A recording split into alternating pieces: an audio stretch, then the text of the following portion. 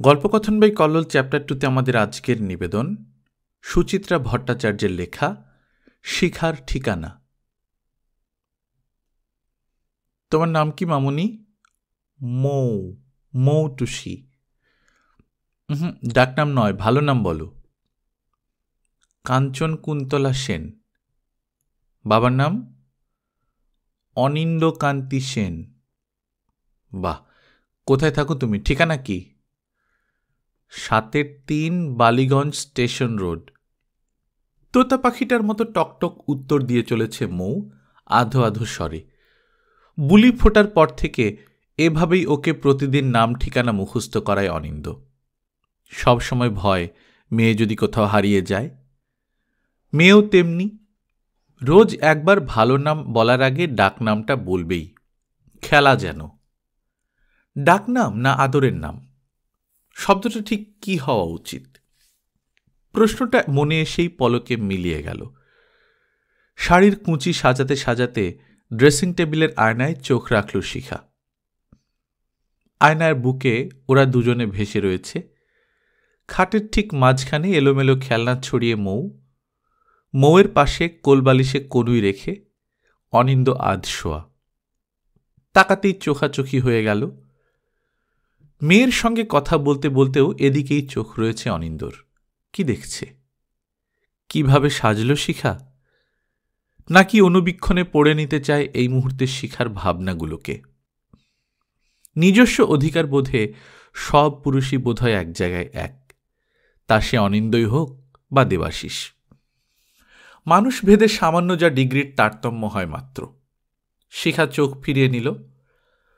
ভালোমতো জানে মনে হাজার সংশয় থাকলেও কখনো তা প্রকাশে সোচ্চার হবে না অনিন্দ। যার যা স্বভাব, তবে বিরক্তিটাও লুকিয়ে রাখতে পারবে না তেমন করে। হালকাভাবে হলেও ফুটে উঠবে কথায়, আচরণে। গ্রীষ্মের দুপুরে আপনা আপনি ফুটে ওঠা ঘামের মতো। কাল সন্ধেবেলায় কেমন দুম করে গোমড়া হয়ে গেল। তুমি ফোন করলে? তুমি? বললাম তো। কি বলল? প্রথমে হ্যাঁ না কিছুই বলছিল না। অনেক করে রিকোয়েস্ট করাতে, কি বললে তুমি? ছেলেটার কাল জন্মদিন, অনেকদিন দেখিনি, একবার যদি দেখতে দেয়। ভীষণ মন কেমন করছিল। ওভাবে নিচু হতে খারাপ লাগলো না তোমার? খারাপ লাগবে কেন? আমারই তো ছেলে, তার জন্যে। ও বাড়িতে আবার যাবে তুমি? ওরা তোমায় ওভাবে অপমান করার পরও? কথাটা যে শিখারও মনে হয়নি তা নয়, তবে কিছু কিছু তৃষ্ণা মান অপমান ভুলিয়ে দেয়। আবেগের কাছে যুক্তি বড় অসহায়। অনিন্দ যে কথা একেবারে বোঝে না তাও নয়। ওকে বললে না কেন ছেলেকে অন্য কোথাও নিয়ে আসতে? অনিন্দ পারতপক্ষে দেবাশিস বা মান্তর নাম করে না। শিখা জানে এটা কি ঈর্ষা অথবা অন্য কিছু। যাই হোক, ব্যাপারটা মনে লাগে শিখার। তার অতীতটা জেনেই তো অনিন্দ। তার মানে তুমিও বাড়িতে যেতে চেয়েছিলে? না, বাইরেই আনতে বলেছিলাম যে কোনো জায়গায়, কিন্তু রাজি হল না। এরপর অবশ্য কথা বাড়ায়নি অনিন্দ। আচমকা মৌকে নিয়ে একটু বেশি ব্যস্ত হয়ে পড়েছিল যেন, এখন যেমন। ড্রেসিং টেবিলের সামনে থেকে উঠে শিখা শপিং ব্যাগটা নামালো আলমারির মাথা থেকে। কাল বিকেলেই অফিস থেকে ফেরার সময় সব কিছু কিনে এনেছে। 2 সেট জামা প্যান্ট, একটা ক্রিকেট ব্যাট, রবারের বল গোটা 4, স্পোর্টস গেঞ্জি স্টিকার লাগানো, 1 বাক্স চকলেট। জামা প্যান্টগুলো মান্তুর গায়ে হবে কিনা কে জানে। বাড়ের বয়স অবশ্য 7-8 মাসে কত আর বড়সড় হয়েছে। 7-8 মাস সময়টাকে কি ভীষণ দীর্ঘ যে লাগে, মনে হয় যেন কয়েক যুগ কিংবা তারও বেশি। অফিস থেকে মাঝে মাঝে দুপুরবেলা ফোন করে বটে, লুকিয়ে লুকিয়ে। 2-4 মিনিটের বেশি কথা হয় না, তাও যদি মান্তুই ফোন ধরে। অফিস থেকে বেরিয়েও স্কুলের সামনে গিয়েছে কয়েকবার। স্কুল ছুটির সময় মুখটাকে ভালো করে দেখা হয়ে ওঠে না তখন। তার আগেই ঠাকুমার সঙ্গে রিকশায় উঠে পড়ে মান্তু। শিখার আর এগোতে সাহস হয় না। কে জানে, হয়তো 5 জনের সামনে কি বলতে কি বলে দেবেন ভদ্রমহিলা। নিঃশব্দে সরিয়ে আনতে হয় নিজেকে। এসব কথা অনিন্দও জানে। জেনে বুঝেও কেন ওরকম একটা ব্যবহার করল সকালবেলা? ঘুম থেকে উঠে আচমকা সে কি হাঁক ডাক, শিখা এদিকে এসো তো একবার, এক্ষুনি। শিখা তখন রান্নাঘরে ব্যস্ত মেয়ের দুধ জাল দিতে। কমলার মা বা ঠিকে ঝি কেউ তখনও আসেনি। কি হলো? আয় শিখা। গ্যাস নিবিয়ে প্রায় দৌড়ে এলো শিখা। কি হলো? মোয়ের গায়ে হাত দিয়ে দেখো তো, বেশ ছ্যাকছ্যাক করছে না? মেয়ে তখনও ঘুম থেকে ওঠেনি। টাটকা ফুল হাত পা মেলে ছড়িয়ে আছে বিছানায়। জানালা দিয়ে এক টুকরো রোদ এসে দিব্যজ্যোতির মতো ছুঁয়ে আছে নরম পাপড়িগুলোকে। শিখা ভয়ে ভয়ে হাত রাখল ফুলের শরীরে। কই না তো, ভালো করে দেখো। শিখা গালে গাল ছোঁয়ালো, গলা ছুঁল, বুক ছুঁল। যা, একেবারে ঠান্ডা গা হাত পা। অসম্ভব, থার্মোমিটার নিয়ে এসো। তোর কিছু হয়নি? কিছু হয়নি নাকি কিছু হলেও আজ গায়ে মাখতে চাও না? মানে? মানে আবার কি? বিছানা থেকে নেমে ফস করে সিগারেট ধরালো অনিন্দ। আমাদের থেকে তোমার এখন ওদিকের টানি বেশি। আমাদের মানে? আমাদের মানে আমরা, আমি আর আমার মেয়ে। আমি নেই তোমাদের মধ্যে? আছো কি? চোখের বাষ্পে মুহূর্তে ঝাপসা হয়ে গেল মৌয়ের মুখ। অনিন্দ। তবে কি অনিন্দ কোনোদিনই মনে মনে মেনে নিতে পারেনি? শুধুই ভান করেছে এতদিন, ৩-৪ বছর ধরে। ভান নাকি অভিনয়? ভদ্রতার, সৌজন্যের, না মহানুভবতার? মান্তুর জন্যে কেনা জিনিসগুলো আরেকবার ব্যাগে গুছিয়ে নিল শিখা। বুকের কাছে জমাট কষ্টগুলো গলায় উঠে আসতে চাইছে। কোনো রকমে নিজেকে সামলে ঘুরে তাকালো অনিন্দর দিকে। একটা কথা জিজ্ঞেস করব, সত্যি বলবে? কি? সঙ্গে সঙ্গে আত্মরক্ষার ভঙ্গিতে পিঠ সোজা করেছে অনিন্দ। তুমি কি সত্যি চাও আমি যাই? এখন আবার এ কথা উঠছে কেন? নিশ্চয়ই যাবে। আমি কি কোনোদিন কোনো কাজে তোমাকে বাধা দিয়েছি? অনিন্দ উঠে বসেছে বিছানায়। পরিষ্কার বোঝা যায় জোর করে হাসি ফোটাতে চাইছে মুখে। তখন কি বলে ফেলেছি তাই নিয়ে এখনো ভেবে চলেছ? তুমি কি কোনো কথাই সহজে ভুলতে পারো না? তুমি পারো? কেউই কি পারে? বলতে গিয়েও শব্দগুলো গিলে নিল শিখা। অনিন্দর মতো করেই হাসি মাখাতে চেষ্টা করল ঠোঁটে। তখনকার কথা বলছি না। তাহলে? তোমরা যদি না চাও আমি সত্যি যাব না। তোমরা মানে? অনিন্দ এবার সত্যি সত্যি হাসছে। শিখা আর হাসার চেষ্টা করল না একটুও। বিছানার ধারে গিয়ে কাছে টানল মেয়েকে, আদর করল, চুমু খেল।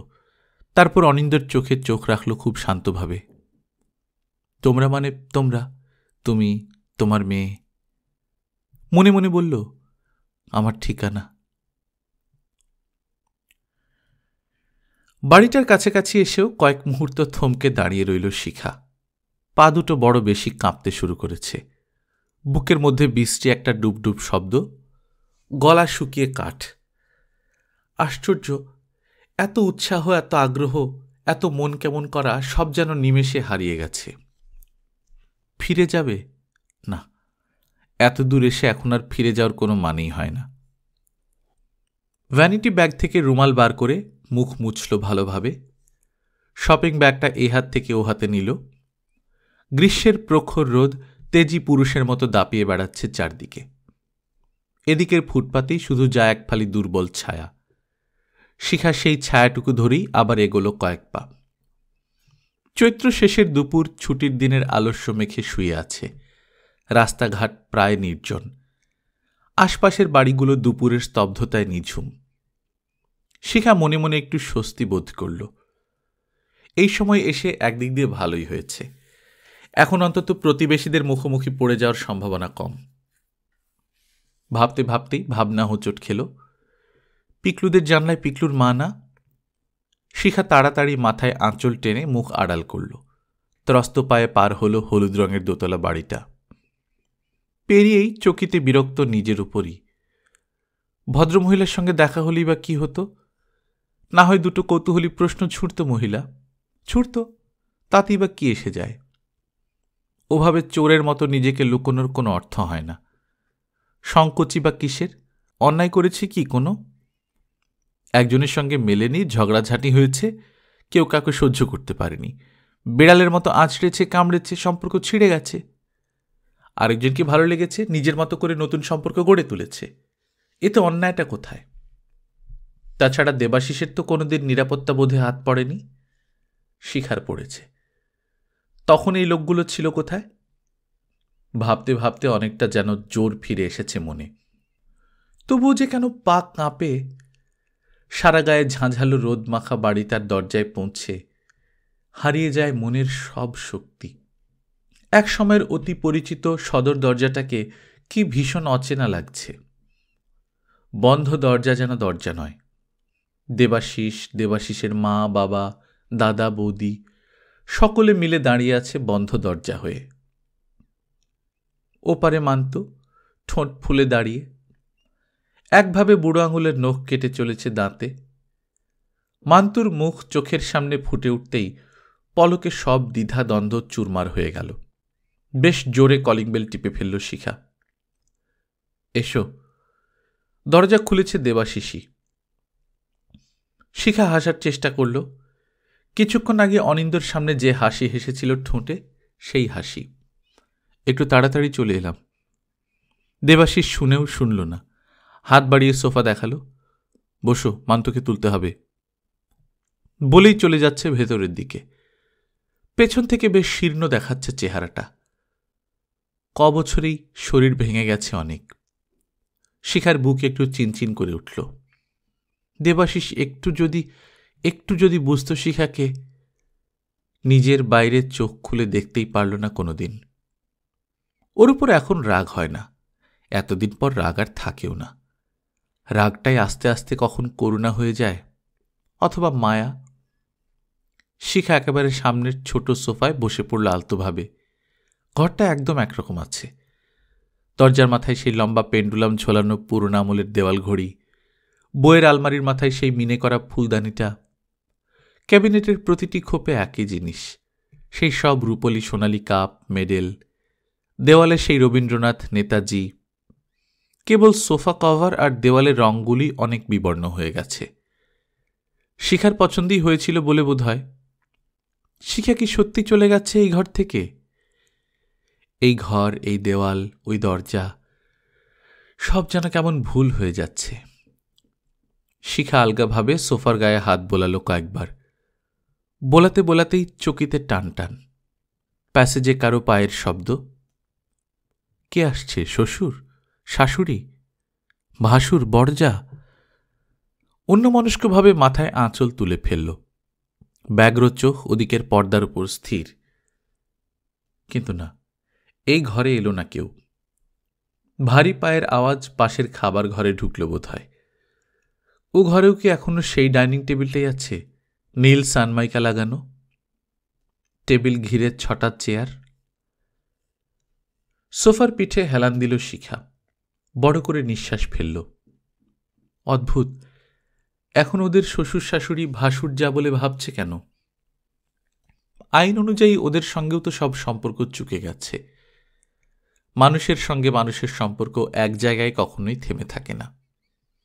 অনিন্দর বউ দেবাশিসের বাপাকে শ্বশুর ভেবে মাথায় ঘুমটা টানবেই বা কেন? এক ঝটকায় মাথা থেকে আঁচল সরিয়ে দিল শিখা। ঠিক তখনই পর্দার পাশে এ বাড়ির ছেলে মান্তু, দেবাশিসের ছেলে মান্তু, শিখার ছেলে মান্তু। দাঁড়িয়ে রইলি কেন? আয়। শিখা উঠে পড়েছে সোফা ছেড়ে, চাপা উত্তেজনায় হাঁপাচ্ছে। মান্তু সামনে, নিষ্পলক, শান্ত। কি হলো? কাছে আয়, আসবি না?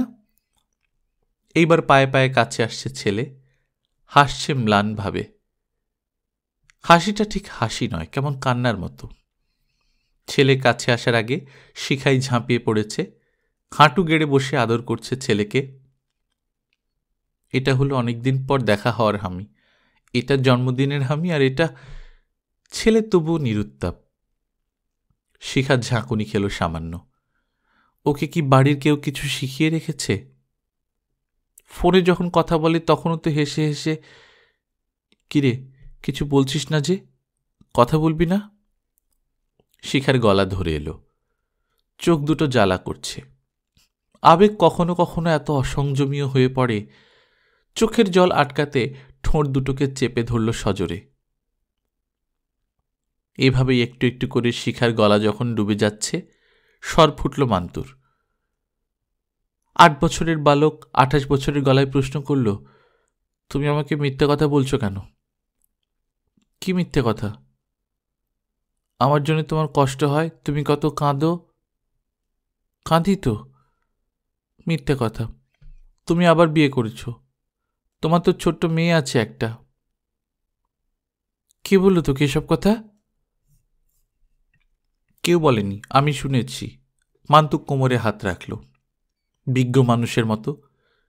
ঠাম্মার সঙ্গে কাল বাবার কথা হচ্ছিল, তখন শুনেছি। ঠাম্মা বলছিল, কেন তুই আবার ওকে আসতে বললি বাড়িতে? তুই না একদিন তাড়িয়ে দিয়েছিল ওকে, বলেছিলি খবরদার আমার ছেলের সঙ্গে দেখা করার চেষ্টা করবে না, এই বাড়িতে যেন ও কোনোদিন না আসে। বলেছিল দেবাশিস, আর অনেক কথাই বলেছিল, কিন্তু সেসব কথা কি এখন বলা যায় মান্তুকে? কোনোদিনই কি যাবে? শিখা ছেলেকে ছেড়ে উঠে দাঁড়ালো ধীরে ধীরে। তুই ঠিকই শুনেছিস রে, সব সত্যি। তাহলে এসেছ কেন? না, এই প্রশ্নের উত্তরও এক কথায় দেওয়া যায় না। দিলেও কি বুঝতে পারবে অতটুকু ছেলে? ভালোবাসা শব্দটা ভীষণ জটিল, তবু জবাব তো একটা দিতেই হবে। শিখা চোখ চেপে বন্ধ করে মাথা নাড়ল। জানি না রে। সঙ্গে সঙ্গে তীর বেগে ঘর থেকে বেরিয়ে গেল মান্তু। প্যাসেজ দিয়ে ছুটে যাওয়ার শব্দ পাওয়া যাচ্ছে, সিঁড়ি দিয়ে এবার বোধহয় উঠে গেল দৌড়ে। শিখা ফ্যালফ্যাল করে চারদিকে তাকাল। সোফার একপাশে শপিং ব্যাগে উপহারগুলো পড়েই রইল। যত্ন করে ব্যাগটা তুলে শুইয়ে রাখল সোফার উপরে। সদর দরজাটা খোলাই রয়েছে, কেউ কি আসবে বন্ধ করে দিতে? শিখা কি অপেক্ষা করবে এরপরও? অপেক্ষার দরকার হল না, দেবাশিসই ফিরে এসেছে ঘরে। মান্তুভাবে চলে গেল কেন? শিখা মুখ ফিরিয়ে নিল। ভীষণ বেয়াড়া হয়ে গেছে ছেলেটা, আজকাল কারো কথা শোনে না। শিখা চুপ, যাকে যা মুখে আসে তাই বলে দেয়। দেবাশিসের গলা নরম আচমকা। তোমাকে কি কিছু বলেছে? শিখা দুদিকে মাথা নাড়ল। দেবাশিস অল্পক্ষণ চুপ করে ভাবল কিছু, শিখার দিকে দুপা এগিয়েও দাঁড়িয়ে গেল বড় সোফাটার গায়ে। এটা নিয়ে যাও। শিখা ফিরে তাকাল। দেবাশিস বোঝার আগে জলীয় বাষ্পটুকু উবিয়ে দিয়েছে চোখ থেকে। কি ওটা? তোমার একটা ইন্স্যুরেন্সের চিঠি, বছর 10 আগে করিয়েছিলে, লাস্ট কবছর আর প্রিমিয়াম দাওনি। দেবাশিস বাদামি রঙের লম্বাটে খামটা বাড়িয়ে দিল শিখার দিকে। ম্যাচিওর করে গেছে বোধহয়। শিখা হাত বাড়াল। চিঠিটা নেবার সময় অনেক দিন পর চোখ পড়ল দেবাশিসের চোখে, কয়েক সেকেন্ড মাত্র। একটা কথা বলবো? বলো। এই বাড়িতে তোমার চিঠিপত্র যেন আর না আসে তার ব্যবস্থা করো, নতুন ঠিকানা তো আছেই। হুম একটা মাত্র ধ্বনি, তাই বার করতে এত যে বুকের বাতাস দরকার হয় কে জানত। শিখা সদর দরজার দিকে এগোল। যাচ্ছি। তোমার কিছু বোধহয় ফেলে যাচ্ছ। দেবাশিস এগিয়ে গেল ছোট সোফার দিকে। না। শিখা টানটান, ওগুলো মান্তুর জন্য এনেছিলাম, জন্মদিনের উপহার। এখানে পড়ে রয়েছে যে, তোমার গুণধর ছেলে নেয়নি বুঝি? শিখা এবার কথা বলল, প্রতিটি শব্দ স্পষ্ট উচ্চারণ করে। আমার ছেলে নয়, তোমার ছেলে, তোমাদের ছেলে। দরজা খুলে ভীষণ অবাক হয়ে গেলেন নীলিমা। তুই হঠাৎ? শিখা তাড়াতাড়ি ঢুকে এলো ভেতরে। একা এসেছিস যে? মৌ কোথায়? অনিন্দ আসেনি? প্রশ্নের পর প্রশ্ন। শিখার চটি জোড়া খুলে ফেলল পা থেকে, ঘাড় তুলে শ্বাস নিল জোরে জোরে, যেন কতক্ষণ পর বাতাস ভরতে পারছে বুকে। কি হলো, জবাব দিচ্ছিস না যে? ওরা কোথায়? আসেনি। শিখা শটান চলে এলো মার শোবার ঘরে। মার শোবার ঘর না নিজের ছেলেবেলার ঘর? ওই খাটটাতেই তো সোজা গিয়ে শুয়ে পড়ল বেড কভার ঢাকা বিছানায়। নীলিমাও এসেছেন মেয়ের পেছন পেছন। শিখা চিত হয়ে শুয়ে চোখ ঘোরাল। দাদা বৌদি নেই? না, ওরা সিনেমায় গেছে। নীলিমা এগিয়ে এলেন পায়ে পায়ে, দু চোখে একরাশ জিজ্ঞাসা, আশঙ্কা, ঘর পোড়া গরুর মতো। তো কি এরকম লাগছে কেন রে? কি হয়েছে তোর? কি হবে, কিচ্ছু না।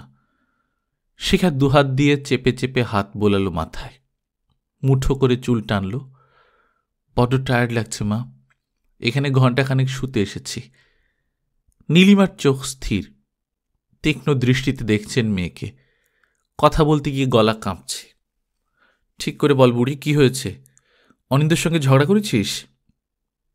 না রে বাবা না, অনিন্দের সঙ্গে কিছু হয়নি, ঝগড়াঝাটে কিছু না। তাহলে? নীলিমার চোখ মুখে তবু অবিশ্বাস। ছুটির দিন বিকেলবেলা একা একা যাদবপুর থেকে বেলেঘাটায় তুই শুতে এসেছিস? শিখা হেসে উঠল শব্দ করে। অনেকক্ষণ পর বিছানায় আলগা গড়িয়ে নিল একবার। তুমি এমন উকিলের মতো জেরা শুরু করলে কেন বলো তো মা? আমার কথা বিশ্বাস হচ্ছে না। তোমার কাছে আসতে গেলেও আমাকে দিনক্ষণ ঠিক করে আসতে হবে। ছুটির দিন, উইকডে, অনিন্দের সঙ্গে মুখে নিয়ে। নীলিমা তবু ভুলবার পাত্রী নন। সোজা হয়ে বসে পড়েছেন খাটে, মেয়ের পাশে, সজোরে চেপে ধরেছেন মেয়ের কাঁধ।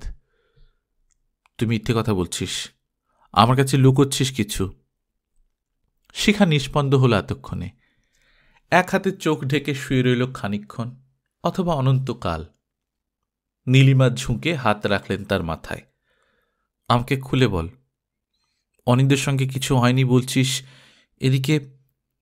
বলতে বলতেই চমকে উঠেছেন। বিদ্যুৎ ঝলকের মতো মেয়ের অতীতটা ঝলসে উঠেছে মাথায়। তবে কি? শিখাও ঠিক তখনই বালিশ ছেড়ে মুখ গুঁজে দিয়েছে মায়ের কোলে, হু হু করে কেঁদে ফেলেছে। নিঃশব্দ কান্নার দমকে দুলে উঠছে গোটা শরীর। নীলিমা নিঃশ্বাস চেপে প্রশ্ন করলেন, কি হয়েছে মান্তুর? কাঁদতে কাঁদতে বুকটা ক্রমে হালকা হয়ে গেল। অনেক নির্ভার লাগছে এখন। তবে কি এখানে সে কাঁদতে এসেছিল? এত কান্না জমেছে বুকে। আরো শান্ত হওয়ার পর মাথা তুলল, আঁচল দিয়ে চোখ নাক মুছে নিল ভালো করে, কাঁপা কাঁপা নিঃশ্বাস ফেলল কয়েকটা। কথা বলতে গিয়ে তবু হেঁচকি উঠল গলায়। মান্তরার জন্মদিন ছিল, ওকে দেখতে গিয়েছিলাম। নীলিমার ভুরু জোড়া হল। ওরা বুঝি দেখা করতে দিল না? না। শিখার গলা স্বাভাবিক আস্তে আস্তে। মান্তুই চলে গেল আমার সামনে থেকে। আমাকে মিথ্যাবাদী বলল, আমি আবার বিয়ে করেছি বলে, আমার মেয়ে হয়েছে বলে। তাই তুই কাঁদছিস এত? নীলিমা মেয়ের মাথায় হাত বোলালেন। ওসব নিয়ে মন খারাপ করিস না, বড় হলে ছেলে আপনি বুঝে যাবে বাপ কেমন ছিল। ঠিক জানতে পারবে কি ব্যবহারটা করেছিল বাপ, কেন মা থাকতে পারেনি কিছুতেই। বলতে বলতে কি ভেবে আবার শঙ্কা এসেছে গলায়। তা হ্যাঁ রে, তুই যে ওখানে গিয়েছিলি অনিন্দকে বলে গিয়েছিলি তো? শিখা নীরব প্রথমে। কিরে, ওর মত নিয়ে যাসনি কেন? কেন মানে, ওকে বলে যাসনি? শিখা জানলা দিয়ে বাইরে তাকাল। আমার ব্যক্তিগত ব্যাপারে ওর মতের কি দরকার মা? কি বলছিস কি তুই? নীলিমা শিউরে উঠেছেন যেন। মেয়েদের অত ব্যক্তিগত ব্যাপার থাকতে নেই, থাকলেও সেটা স্বামীকে বাদ দিয়ে নয়। এর জন্যই তো একবার তোকে। উপদেশগুলো ফুটন্ত শীষের গোলা যেন, টপ টপ ঢুকে যাচ্ছে মস্তিষ্কের ভেতর, ছড়িয়ে পড়ছে শিরা উপশিরায়। বহুদিন পরে সেই পুরনো অনুভূতিটা ফিরে আসছে আবার। দেবাশিসের বাড়ি থেকে চলে আসার পর যে 1 বছর এ বাড়িতে ছিল, সে সময় প্রত্যেকটা দিন এই অনুভূতি আচ্ছন্ন করে রাখত মনটাকে, শরীরটাকে। বৌদি বলতো, মেয়েদের অনেক কিছু মানিয়ে নিতে হয় বুড়ি, মেনে নিতে হয়। দাদা বলতো, তোরও বড় জেদ বুড়ি, একটু আধটু সকলেরই ওরকম ঝগড়াঝাটি হয়, তা বলে নিজের ঘর ছেড়ে এখানে চলে আসাটা বোকামি। না, শিখা মুখ ফুটে দাদাকে কোনোদিন বলতে পারেনি, ঘর তো আমার এটাও রে, তোর যেমন এটা আমারও বড় হওয়ার ঘর, সব থেকে আপন আশ্রয়। বলা যায় না, একবার ছেড়ে চলে গেলে বাপের বাড়ির চৌকাঠ চিরকালের মতো উঁচু হয়ে যায় মেয়েদের কাছে। দখল নিতে গেলে তখন ঠক্কর খেতে হবেই। মাও কি সেই কথাই বোঝাতে চাইছে? দাদা বৌদি যা বুঝিয়ে দিয়েছিল পলে পলে, যার জন্য অত তড়িঘড়ি করে অনিন্দকে। শিখা খাট ছেড়ে নেমে দাঁড়ালো, আয়নার সামনে দাঁড়িয়ে গুছিয়ে নিল নিজেকে। মুখ আগুন গরম হয়ে গেছে, জল দেওয়া দরকার। বাথরুমে গিয়ে জলের ঝাপটা দিল বেশি করে, বেরিয়ে এসে চটি পড়ল। যাচ্ছি মা। সে কি, চা খেয়ে যা। থাক। শিখা হাসল সামান্য। অনিন্দকে সত্যি জানিয়ে আসা হয়নি। এরপর মা আর একটু থাকতে বলবে না, এ তো জানা কথাই। শিখা চৌকাঠ পার হয়ে তবু ঘুরল মায়ের দিকে, চিৎকার করে বলল, আমি এই বাড়িতে এসে প্রাণ খুলে একবার কাঁদতে চেয়েছিলাম মা, নিজের জন্যে, একেবারে নিজের জন্যে। নিজের জন্যে কাঁদার জায়গা আর কোথাও নেই যে। একটা শব্দ ফুটল না গলায়। বাস থেকে নামতেই গায়ে এক ঝলক ঠান্ডা হাওয়ার স্পর্শ, সঙ্গে সঙ্গে আচমকাই ঘূর্ণি ধুলোর ঝাপটা। চৈত্র শেষের ঝড়টা এক্ষুনি বুনো মোষের মতো এসে পড়বে মনে হয়। ঝড়ের আভাস ছড়িয়ে পড়েছে চতুর্দিকে। মুখে আঁচল চেপে শিখা দ্রুত রাস্তা পার হল। ওপারে পৌঁছনোর আগেই ঝুপ করে নিবেছে দেউটি। লোডশেডিং। নিমেষে গাঢ় অন্ধকার চতুর্দিকে। প্রথম কয়েক মিনিট এই অন্ধকারও একসময় চোখে সয়ে যায়। একটু দাঁড়িয়ে নিয়ে ধুলো বাঁচিয়ে হাঁটা শুরু করল শিখা। আবছায়া মারিয়ে সশব্দে পাশ দিয়ে ছুটে যাচ্ছে অটো, সাইকেল, রিক্সা। গায়ের পাশে, সামনে, পেছনে ছায়া ছায়া মানুষ। হঠাৎ হঠাৎ হেডলাইটের আলোয় ঝলসে উঠছে পথঘাট। হঠাৎ হঠাৎ বিদ্যুতের ঝলকানিতে ফালা ফালা আকাশ। শিখা আরো জোরে পা চালালো। ঝড় ওঠার আগে পৌঁছতে হবে বাড়িতে। আর বেশি দূরও নয় বাড়ি। বাঁদিকে ঘুরে ডান দিকের গলিটাতে চলে গেল। এরপর আর একটুখানি মাত্র পথ। আর কিছুটা গেলেই শেষ রক্ষা হল না। শেষ মাকে পৌঁছনোর আগেই ঝমর ঝমর দৌড়ে এসেছে ঝড়। অন্ধকারের ঝুঁটি চেপে হাহা করে হেসে উঠল। সেই সঙ্গে খিলখিল বিদ্যুতের হাসি। এলো পাথাড়ি ধূলিকণা চিটপিট চিমটি কাটতে শুরু করেছে গায়ে। চোখে মুখে নাকে ঢুকে পড়েছে। ধাক্কা দিয়ে ফেলে দিতে চাইছে মাটিতে। শিখা একধারে দাঁড়িয়ে পড়ল। এখন আর হাঁটার কোনো মানে হয় না। হাঁটা উচিত নয়। পাশের কোনো দোকানের চাল উড়ে গেল ঝনঝন শব্দ তুলে। লোকজন অবশ্য এর মধ্য দিয়েও দৌড়ে যেতে চাইছে। দুটো ছেলে পেছন দিকে ফিরে চলতে শুরু করল। দেখা দেখি আরো কয়েকজন হাঁটতে শুরু করেছে ওভাবে। শিখার বুক ধুকধুক করে উঠল। ওভাবে কি পেছন ফিরে হেঁটে বাড়ি পৌঁছানো যায়? চোখ বন্ধ থাকলে ঠিকানাই বা চিনবে কি করে? ভয়ে আতঙ্কে সবকিছু কেমন গুলিয়ে যেতে শুরু করেছে। এই দুর্যোগ বোধহয় আর কোনোদিনই কাটবে না। আবছা ঘোরের মতো লাগছে সবকিছু। ঝড় উন্মত্ত হচ্ছে আরো। অন্ধকারও গাঢ় থেকে গাঢ়তর। শিখা দুহাতে মুখ ঢাকল। তোমার নাম কি মামুনি? বুড়ি। বুড়ি? আদরের নাম নয়, পোশাকি নাম বলো। শিখা। শিখা বাদুড়ি। না, বাগচি। না না, সেন। ঠিকানা কি তোমার? শিখা অন্ধকারের হাতে হাত রাখল। ঝড়ের ঝাপটা মেখে নিল গায়ে। সত্যিকারের ঠিকানা কি থাকে কারুর? কোথাও, কোনোখানে? কে জানে। হয়তোবা এভাবেই পেছন ফিরে হাঁটতে হাঁটতে যেখানে পৌঁছানো যায় সেটাই একমাত্র প্রকৃত ঠিকানা। যে ঠিকানা হারায় না কখনো, যে ঠিকানাই সত্য শুধু, জন্ম মুহূর্ত। তবু শিখা কেন যে উদ্ভ্রান্তের মতো হাঁটা শুরু করল আবার? গল্পকথন বাই কল্লোল চ্যাপ্টার 2 আপনারা শুনছিলেন সুচিত্রা ভট্টাচার্যের লেখা শিখার ঠিকানা। আমরা নিয়মিত গল্প পাঠ করে শোনাচ্ছি। আপনারা যারা প্রথমবার মতো শুনছেন কাইন্ডলি সাবস্ক্রাইব করে নেবেন। নিজে ভালো থাকবেন, আশেপাশের লোকজনকে ভালো রাখবেন। টাটা।